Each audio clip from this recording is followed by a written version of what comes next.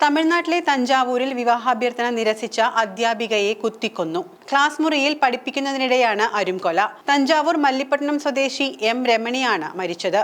പ്രതിയായ M മദനെ police arrest ചെയ്തു. 4 മാസം മുൻപാണ് 26-കാരിയായ Ramani Mallipattanam government higher secondary സ്കൂളിൽ അധ്യാപികയായി എത്തിയത്.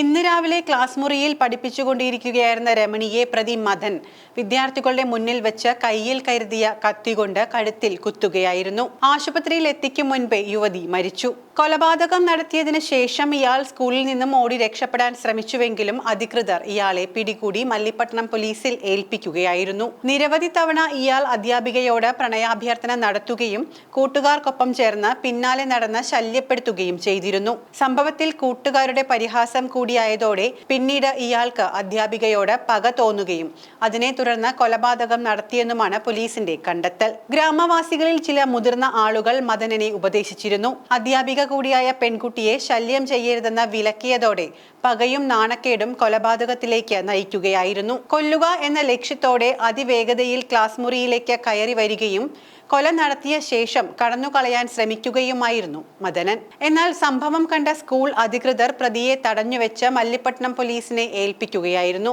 സംഭവം വിദ്യാർത്ഥികൾക്കിടയിൽ വലിയ നടുക്കമുണ്ടാക്കിയിരിക്കുകയാണ്. സർക്കാർ കേസിൽ ഇടപെട്ടിട്ടുണ്ട്. കടുത്ത നടപടി ഉണ്ടാകുമെന്നും പരമാവധി ശിക്ഷ ലഭിക്കാൻ വേണ്ടതൊക്കെ ചെയ്യുമെന്നും വിദ്യാഭ്യാസ മന്ത്രി ഉറപ്പു നൽകിയിട്ടുണ്ട്.